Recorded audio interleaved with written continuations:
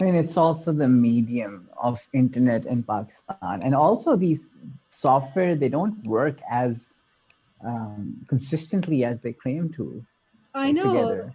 there's very little. Yeah. I mean, you'd think it'd be a bit more fluid, but it's okay. Yeah. Assalamu alaikum and welcome to Kaarvan Crafts Foundation.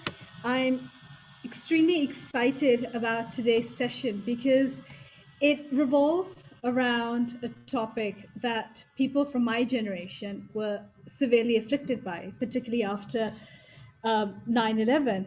And I find it fascinating how people today are dealing with these issues that started, well before our time, but have been getting more and more dangerous as the years go by. But I find that people today are certainly tackling them in a gentler, in a more constructive manner.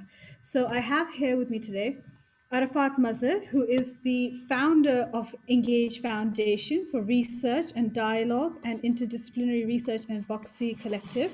His research on Pakistan's blasphemy laws will be out in a forthcoming book called Freedom of Expression in Islam, Challenging Apostasy and Blasphemy Laws in 2021. In 2019, Arafat founded Puffball Studios, a 2D animation studio based in Lahore, where he directed the two Urdu animated hand-painted short films called Shahre Tabassum and recently Swipe, both of which released in 2020. Arafat is the director, producer, writer, and composer for Swipe. He is also not just an integral cog, he is the brains behind Soch Videos, Shehri Pakistani, and Hashia. Arafat, welcome, and thank you so much for being here today. Thank you for having me, and thank you for such a generous introduction. Arafat, I'm going to dive straight in. So, Yeah. and I keep saying this because I feel that the importance of this is really lost in today's time. And Mm. it wasn't until when I came across your work that I thought, finally, here we go, somebody who's actually engaging with these issues in a constructive manner. I wouldn't even say they're problems, these are real life issues. So, people of my age, we grew up as teenagers in the shadow of 9/11. And for years, I think more than a decade, we've been sort of fighting off labels and categories and just trying to get on with our lives. But it's been difficult. There's been a lot of rejection of identity and a lot of acceptance of other ideologies that seem more appealing to a life pre 9/11, which may not be relevant today. But I see you and I see the kind of work that you're doing, especially with Swipe that has just come out.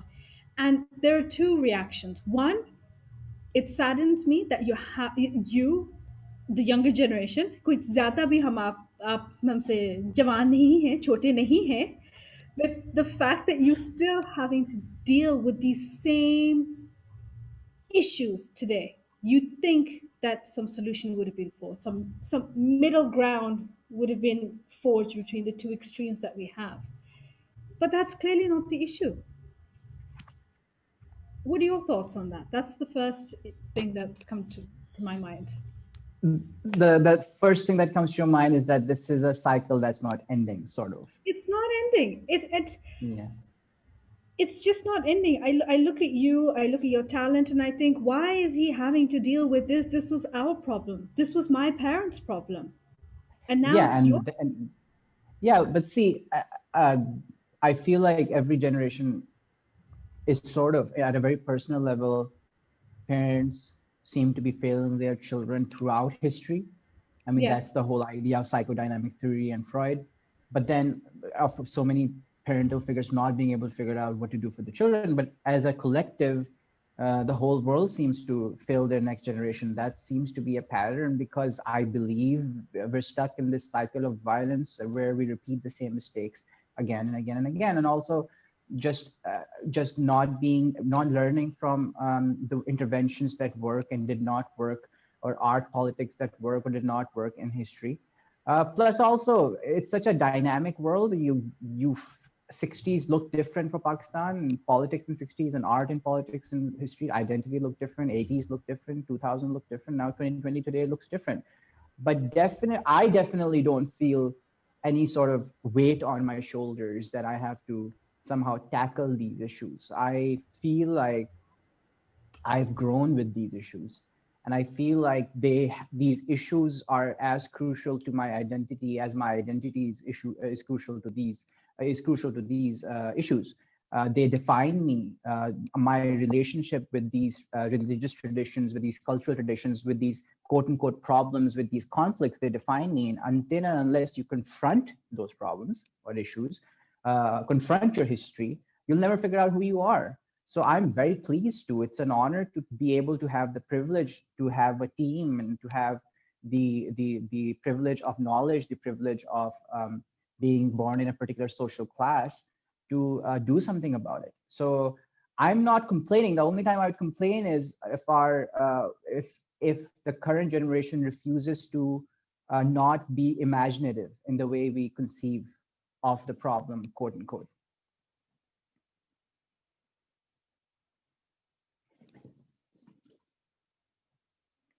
Meher, we may have lost Meher. If we have lost Meher, then I wouldn't have any way to know. Meher just messaged, she's reconnecting. I'm not, but I'm wondering if, just so you guys know, whoever is watching, that our film called Swipe is available on swipefilm.com. Meher's back. I'm back. The Apologies. My audience for the past 6 months is familiar with my issues with the internet. So sorry, Yeah, guys. that's It's the what I same say. Yeah, old thing. But you yeah, were saying that it don't feel any weight on your shoulders. So you don't feel, you just think this is a natural thing to do. It's a natural sort of yeah. I mean, progression for you. yeah.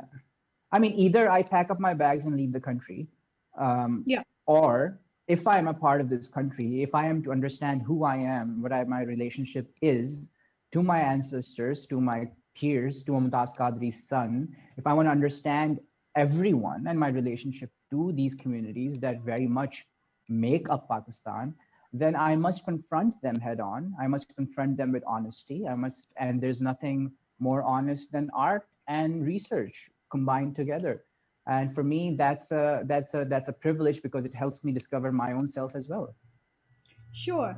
The other thing that strikes me is that, Arafat, you decided to use animation, which is very different from, let's say, I mean, we've seen wars, we've seen newspapers, we've seen talk shows, we've seen documentaries, we've seen film, we've seen books.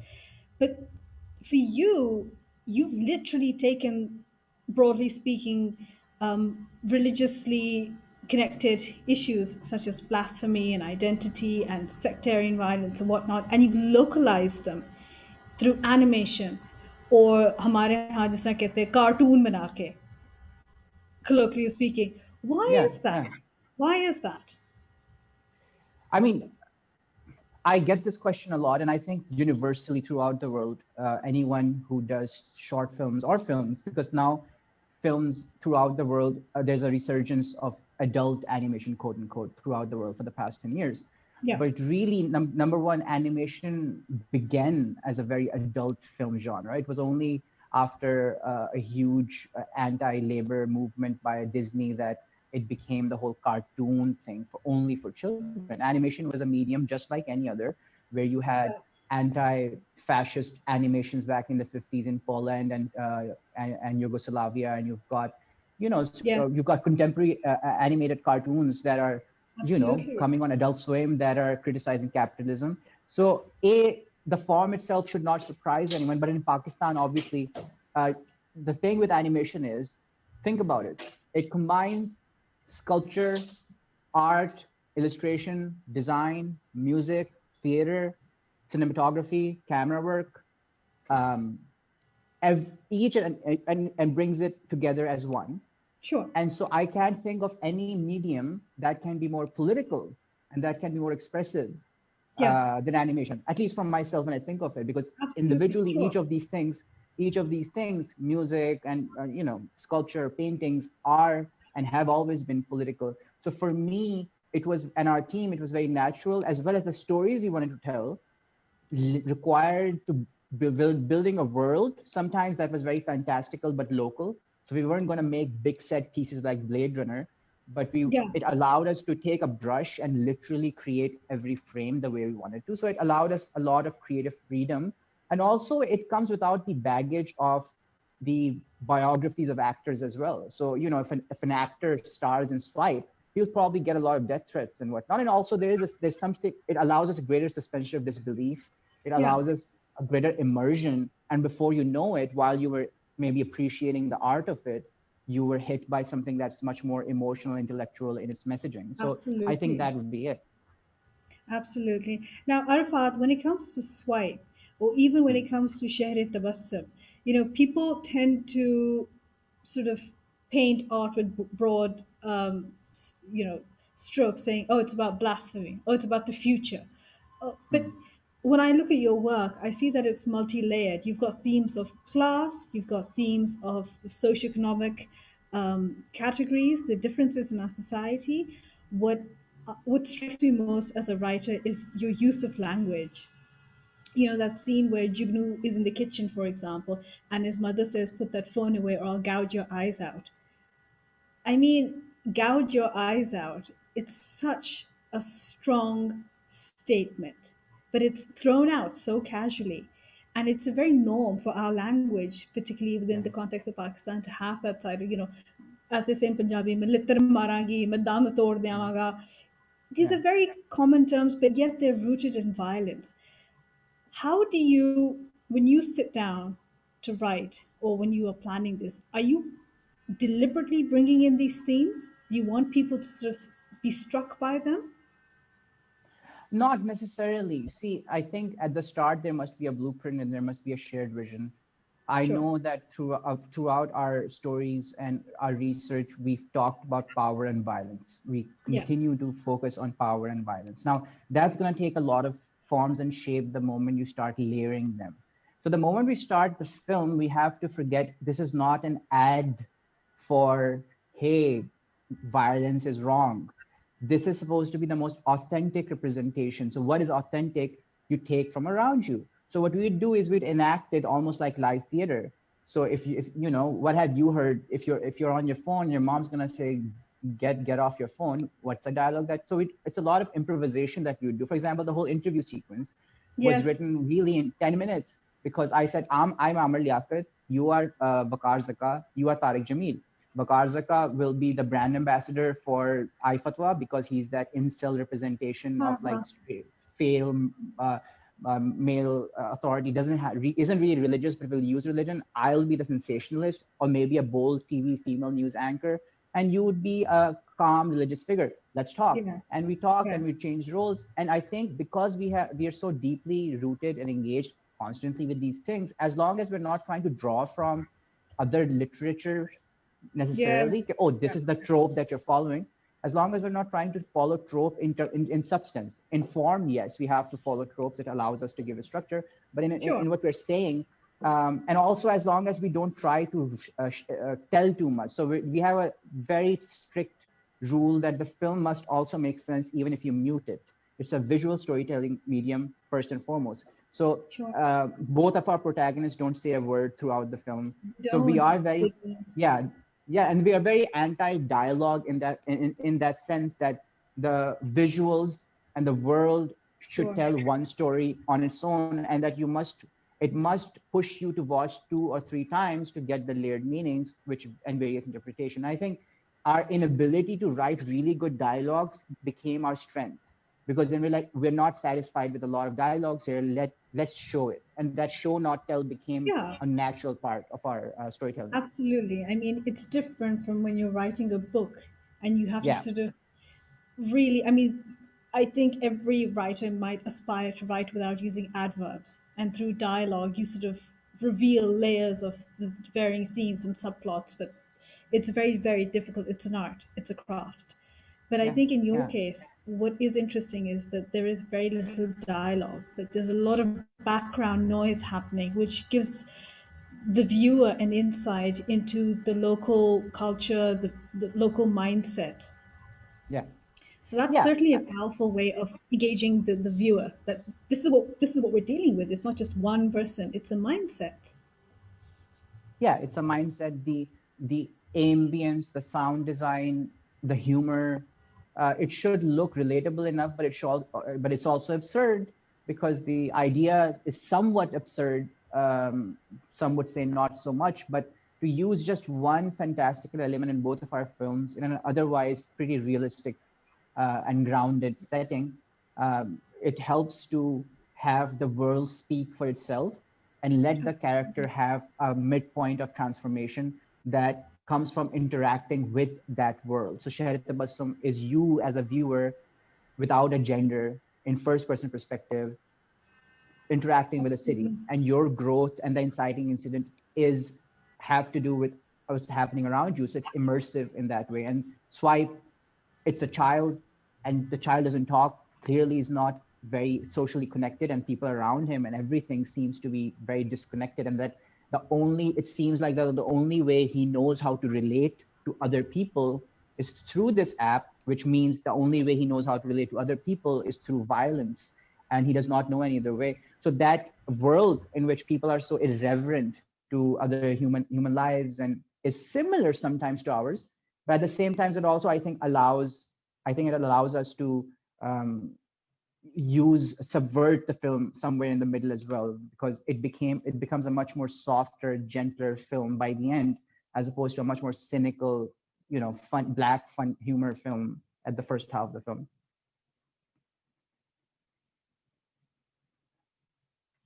I feel like I can't hear you. I mean, I don't feel like, I definitely can't hear you. Must be the internet connection again. But I will continue to add to the conversation just in case folks are wondering. So in the case of Swipe, as well as in the case of Shahar Tabassum, the idea may remain that how do we create something that is local? How do we create something that has our own visual identity? But at the same time has one element that is fantastical. So the studio, at the end of the day, we're going to release another film um, about what's it called, the Jallianwala Bagh incident. And I think the Jallianwala Bagh incident we're going to capture by the end of the year. So we'll have 3 films: one set in 1918, one set in 2020, Swipe, and then one set in 2071, which is Shahar Tabassum. So that really excites me that as a studio, we would be able to explore 3 such different time periods, but explore the same theme of power and violence, explore it in different ways, in imaginative ways. And that's the idea. First and foremost, the film be entertaining, it'd be gripping, it'd be something that isn't like a straightforward, hey, this is right, this is wrong, that it complicates issues, that it has characters, and that it has emotional punches, it has excellent sound design, it has cinematography, it's music. First and foremost, let it be cinema.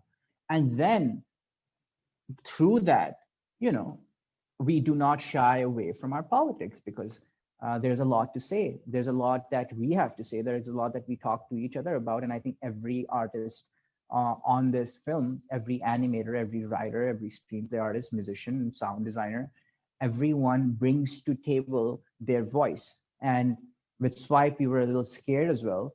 We were a bit scared about what the response would be, but our vision was very clear. Our deepest intent was, how do we project our voice extremely authentically and courageously and confidently in a very unsafe space, but do it with some kindness, do it almost like a plea. And a lot of that was inspired by Ahmad Faraz's poem that's sung at the end, a lot of that poetry by Habib Jalib, by Faiz Ahmad Faiz, while Jalib's poetry was a lot more there was a bit more, I wouldn't say aggression, but Ahmad Faraz and Faiz Ahmad Faiz almost plea-like tone to it. That's how we decide. That was very inspiring for me to how to cut the film. The music played a huge part, because by the end, the song, Ahmad Faraz's song, is in waltz time. It's a 1, 2, 3, 1, 2, 3, and that's a form of dance waltz. So we cut it like a dance. And it's almost like you're dancing with the city, and we cut with that music. And I think it allows us to create a moment of honesty and authenticity that goes beyond a particular law is good or bad, which is why the response has been so positive on an issue that is usually very divisive. I mean, our comment sections are um, like we have 900 comments, all of them are positive, and they're long essays on how they feel that it completely and accurately depicts and captures the predicament that we face as a community, as a society. And I think that's crucial. And I think, again, until and unless we tell stories, storytelling is how throughout civilization around a campfire, we have been able to relate to one another through storytelling. So this is our version of, let's light a campfire, let's sit, around it, and how about you tell me a story and I'll tell you a story, and what do you think? And with Share Tabassum, we were able to do it literally, not literally, like very much in the same spirit by going to universities and showing the film to university students everywhere from ranging from Punjab University, Raj University, FC Lums to, you know, um, NCA Pindi, Fatma Jinnah College, a lot of universities and colleges, schools, as much as we could. We went to 30 plus institutions. So it became like a sort of campfire thing where they'd see the film and then we weren't there to lecture them. We were like, okay, what do you think of it? How did it make you feel? And the answers were incredibly insightful. It was unlike anything that I had seen if I had given a lecture on the blasphemy law or a lecture on citizenship. People were talking about their families, about toxic positivity. People were talking about missing persons. People were talking about violence is not an answer. Men were talking about violence is not an answer. And women were talking about how they feel being surveilled. So clearly, there is a need in the community, in the young adult community, especially, to have compelling stories that reflect that represent them in the truest ways and their anxieties.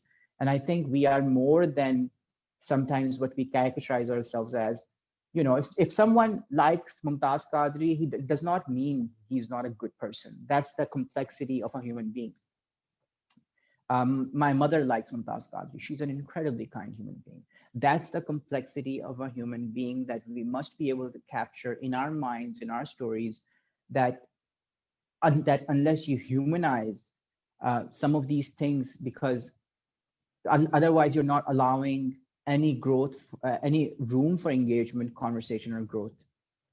Yeah, and at this point, I feel like because I can't see any comments or anything, I feel like I don't even know if I'm talking to anyone, but I will continue to do so just in case this is because I do see the live button. But the talk being called engagement, like this talk being called engagement through the form of animation, I would really recommend that people start thinking about this, that when did animation became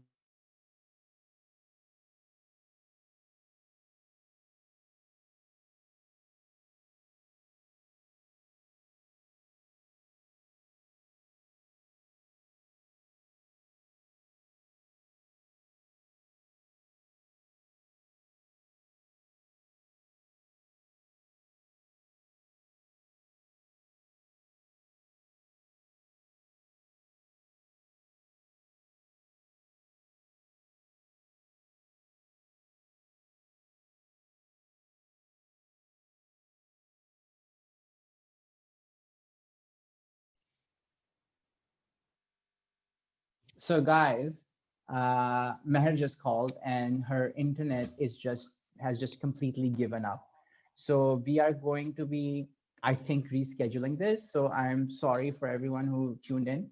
But I hope that whatever little conversation that we did have, that you were able to engage with it in some way or found it interesting. But I hope to see you guys soon again when the internet does not act like such a terrible pain in the